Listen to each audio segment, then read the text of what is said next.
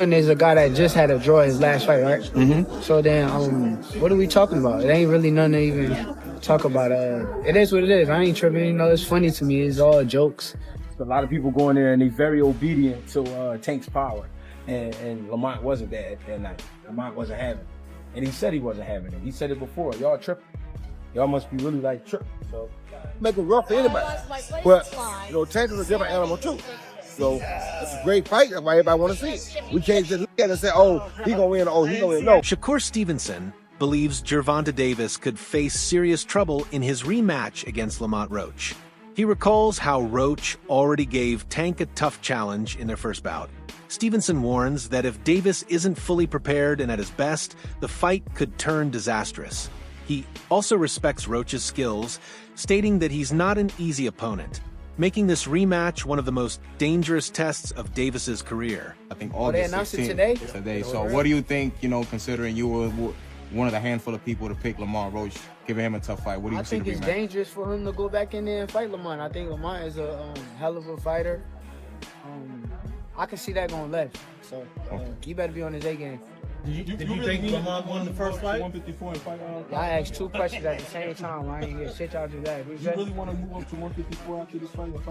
In newly surfaced training footage, Gervonta Davis showcases a remarkable physical transformation that has captured the attention of boxing fans worldwide. He appears more muscular and intense than ever, exuding confidence and focus as he moves through grueling drills with his team.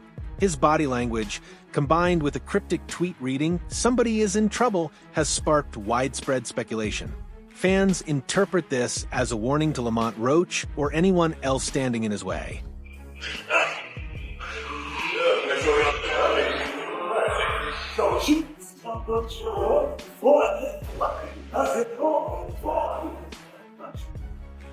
Boxing legend Roy Jones Jr.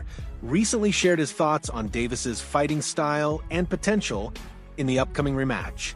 While Jones acknowledged that boxing is unpredictable and anything can happen, he firmly believes that Davis brings a unique kind of power and danger to the ring. According to Jones, Davis isn't just a typical power puncher, he's a complete fighter with instincts, speed, and the ability to shift gears mid-fight. This makes him a dangerous opponent, capable of sudden, fight-changing moments. Despite the uncertainties, Jones believes Davis's intensity and natural talent will shine when it matters most. Roach, what are we expecting from this fight? Well, we're expecting Gervonta to just continue to show us his dominance and show us who he really is. It's really a coming out party for Roach, but we kind of ever seen him a lot. So he gets to show people what he has too. And usually when you get two guys who are boxers amateurs, it's going to equate to a good fight for the first few rounds. But when they're in the pro round takeover, we'll find out, has Roach adjusted to being a pro yet? Or is Tank too superior to as a pro? And that's where the difference is coming in at. Roach is coming up on weight. That, you know, a lot of people keep on saying that's a very big disadvantage for Roach. His power might not transfer to, you know, to this weight class. What do you got to say about that to the critics? Well, I ain't really got nothing to say to critics because most of the time they don't know the hell they're talking about no weight, but I was able to carry my weight from 154 to heavyweight. You know how to do it right, then your punch will come. You don't know how to do it right, then yeah, you're going to lose your punch. So if he's a good, fundamentally sound fighter with a punch, he's going to have a punch at 130, then he's going to have a punch at 140. If he's not really fundamentally that sound, then he won't. That's why Tank is able to jump around. Tank walk between 130 and 140, whatever weight he wants to. Why? Because he's a great fundamental puncher. So his punch can be the same no matter what weight he got on. If you are fundamentally sound, that don't matter. But if you're not fundamentally sound, then yeah, when you move up weight, you're going to lose your punch. The stakes have never been higher for Gervonta Davis. A second loss, especially without a clear excuse, could raise serious doubts about his place among boxing's elite. One defeat might be written off as a fluke or a bad night, but another could suggest deeper issues.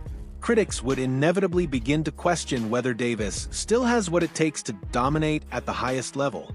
His fan base, his pride, and his future earning potential all hinge on this performance. Is the rematch happening or what? Because I'm ready to see a motherfucker get knocked out again. I'm not here to debate because y'all really go neck and neck for this for the rest of the tournament on who y'all think really won, who y'all think should have won, who y'all think didn't win. This is probably one of the biggest debates that will never be solved. Well, they put up a good fight, I'm not gonna lie y'all, but damn near seemed like it was set up for them to have another match. Because exactly what Lamont did to Tank the whole first half, that's what Tank did to Lamont the whole second half, so what the fuck? It literally went neck for neck. I feel like it was a tie in my opinion. So hard to even say that though because you just see so much demolishment from one and then for it to flip to the other and it just had your mind like, what?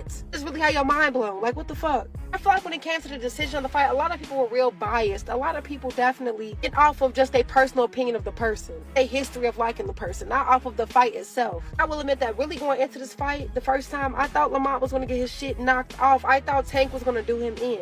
Now, although Tank did really show him something at the second half, I'm not going to lie, Lamont had him. He stuck with him the whole 12. If you know anything about boxing, especially boxing a motherfucker like Tank, you know that it's to flex the last 12 rounds just as much as it is to beat a motherfucker. The fact that Lamont lasted 12 rounds with him was really getting up, I'm not gonna lie, stinging shit, all 12. It showed that this next match gonna really show who the fucking winner was. I do gotta say, Tank probably gonna come ready for him, but the fact that Lamont came ready for him, as ready for him as he did last match, I ain't gonna lie, I'm scared for both of them. This should be bigger than the Super Bowl, I'm not gonna lie. They say it's supposed to be happening in the summer, which would be a really good way to kick off the summer. Now I know these two got a vengeance out for each other. Regardless of growing up together and fighting together, I'm not gonna lie, y'all. The way that fight went down, I'm not gonna lie, I really feel like this is gonna be history. Like, I can't wait to watch this shit again. Shakur Stevenson, one of the most technically gifted boxers of his generation, has admitted that facing Davis would be his toughest challenge yet.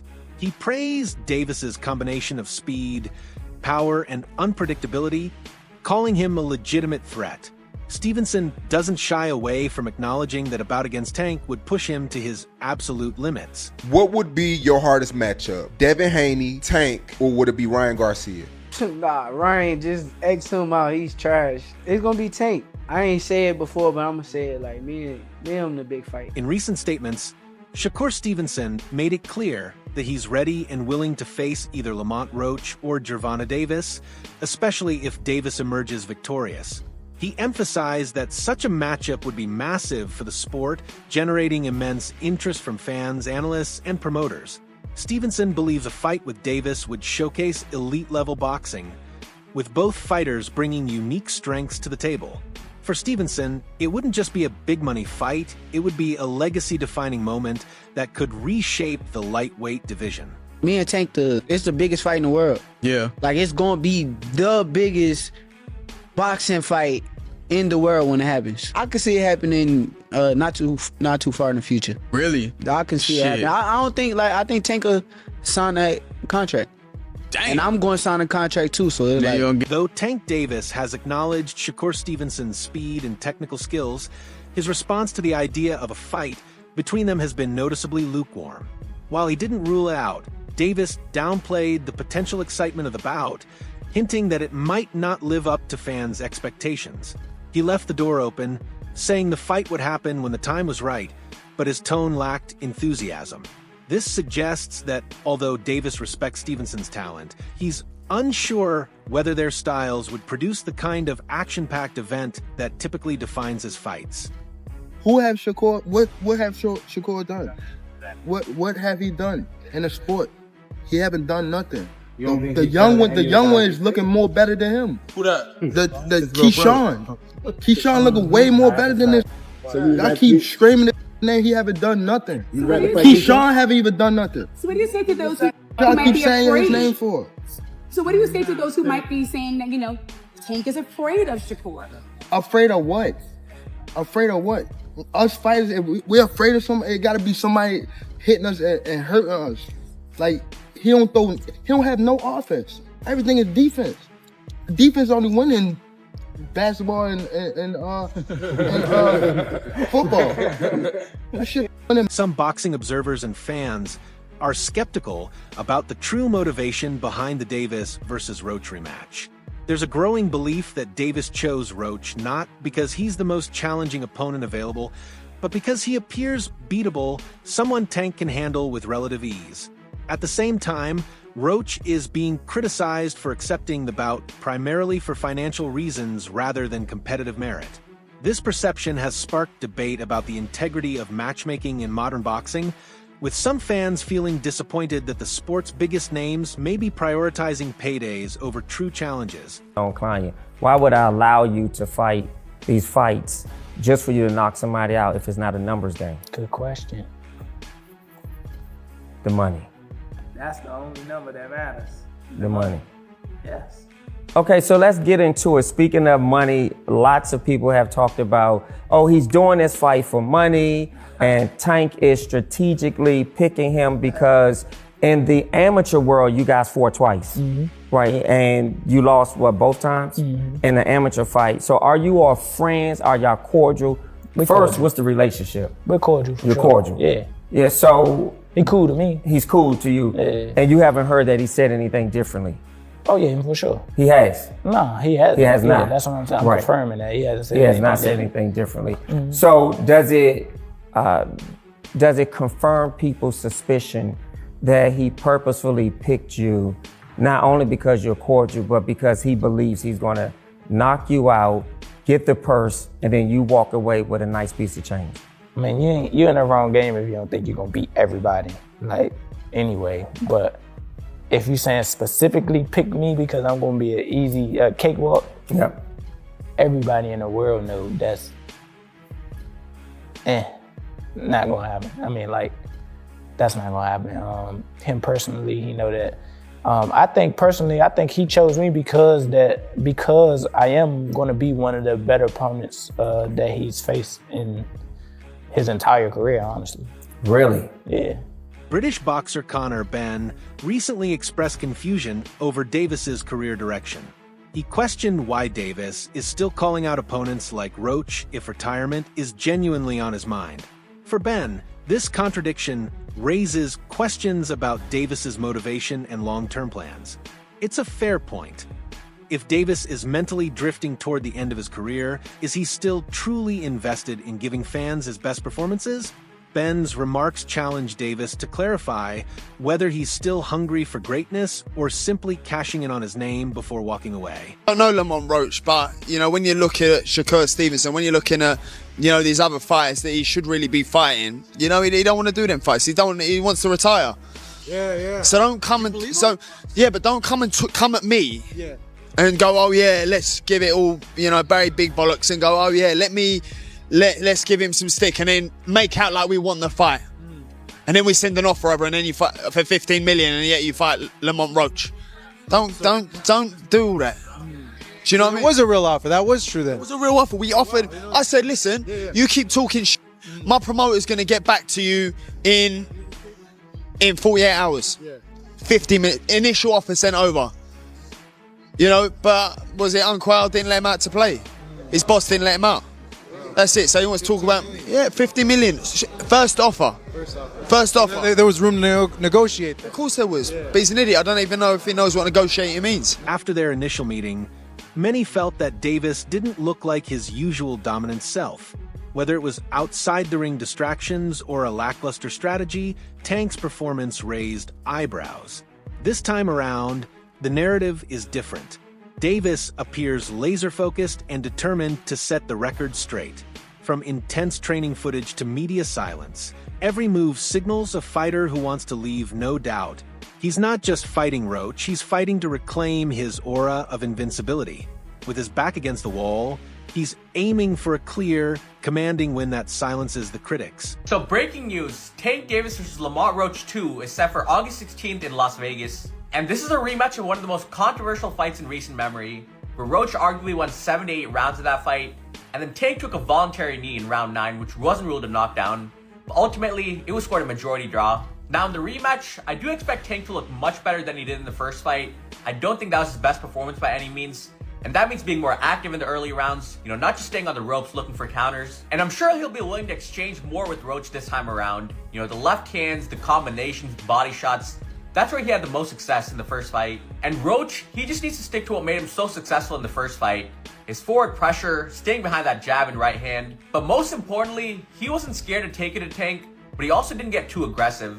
You know, most of Tank's opponents, if they're scared of the power, they'll sit back on the ropes, get slowly broken down, or if they end up getting too aggressive, they get caught with the counterpunch. But Roach, he was sharp that whole fight. You know, I would go Tank in the rematch. I think he has a lot more to show this time around. but Roach did prove to be a very tough test.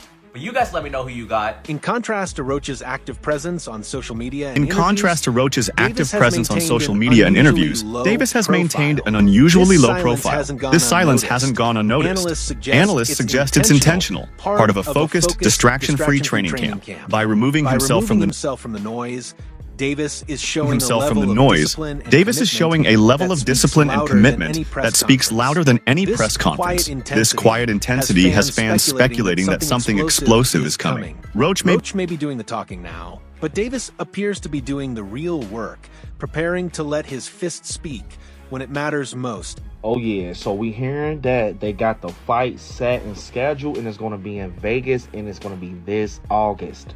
So yeah, it's basically just been reported. I'm not gonna lie, we knew it was gonna happen because they both said they down to do it. They both said they gotta do the rematch because it was too close. All I'm gonna say is, I'm hoping that boy Tank, because he been quiet lately. Lamont, you been yapping. Talking about you should have won. You keep dwelling on that little almost close win. That boy Gervonta, that Tank, he been... We ain't never seen Tank in this mode. I will say that Lamont, you're a very skilled fighter. But you should be nervous because we ain't never seen Tank like this. He quiet. Like, he's literally hushed, bro. You just see him training. And now out of nowhere, he's like, hey, bro, we can set the fight up. That's actually dangerous. That's actually dangerous when you think about it. Like, dude ain't said a word. Even once the fight was over and press, he got the little hat on. He like, yeah, I mean, we could do the rematch. And he said it. I'm going to go in the gym and I'm going to train. I'm going to just be quiet and work. Good match to Lamont. I ain't going to lie. If I was Lamont, I'll be a little nervous. You ain't got to be scared, but I will be a little nervous because usually Tank, he the one that's like, yeah, don't bring your moms to the fight. Don't bring your peoples to the fight. Dude been real hush-hush lately. I'm not going to lie, y'all. They said the fight set up for August.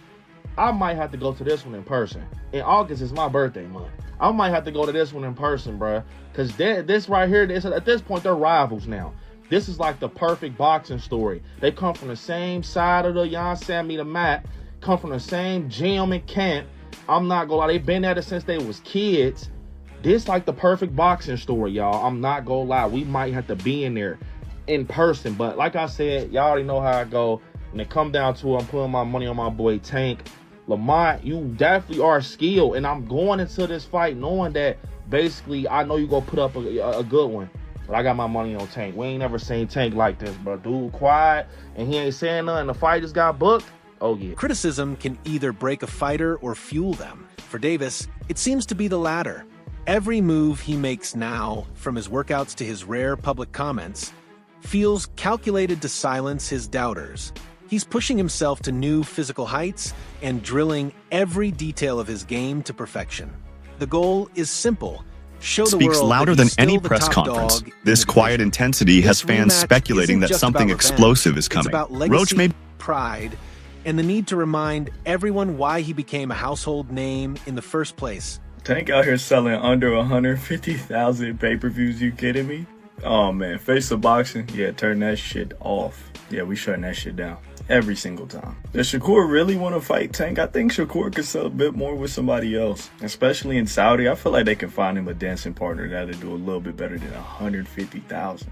Okay, I get it. This is why PBC delayed this fight for what, 5 months? Y'all ain't want to pay this motherfucker because y'all know he can't sell. I mean, this should have been evident. If you do the math, Tank has never been that great of a pay-per-view draw. He sold over 300K twice now in his career. He sold over 300K with Ryan Garcia. That's obvious. Ryan's the bigger star. And then he sold over 300 with Martin. He sold about 325. But when we put it in perspective, that Frank Martin fight was a comeback fight after a year layoff, so it was always going to sell. Every comeback fight's going to sell. It was one of the first pay-per-views on Amazon's new PBC deal, so they were really trying to push it. And then he had David Benavidez as the co-main event with Gary Russell and Alberto Puello under them. So you take away all those factors that this wasn't a comeback fight. David Benavidez isn't the co-main event, and Amazon has now been in the game for over a year.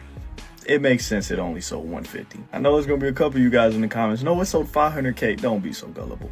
They didn't sell 500K. I don't know if Tank's a top... Well, I know for a fact he's not a top 5 draw in the sport of boxing anymore. Well. He's not selling pay-per-views. Bivol better BF just triple him. Well, Jerry, their pay-per-views are cheaper. Don't matter. All that matters is who has more eyes watching him, and Bivol and Better BF do. Tank doesn't. From Davis's camp, The message is that their original strategy against Roach wasn't flawed, it just wasn't executed properly.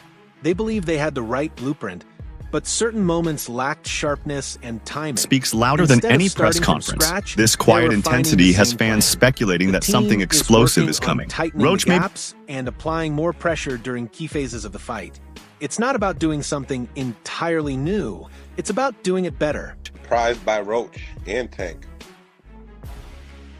What do you think the biggest surprise was in the fight? It wasn't a surprise because we know Roach. It wasn't a surprise. Roach can fight. A lot of people think because a person is not popular, that they don't exist. There's fighters out there that can rumble. They just got to get the opportunity, you know? Speaking of rematches, Jalil Hackett is getting his opportunity again to fight the guy that he had a controversial loss to. It'll be happening in Florida, I think, next week? March 15th, I think. Let's talk about I'm rocking a major shirt now. Major. Yes, sir. Tell me, how's that rematch look like, and then what's the difference makers coming into this fight? Their belief is that a cleaner, more polished version of the original strategy will be enough to secure a dominant win in the rematch.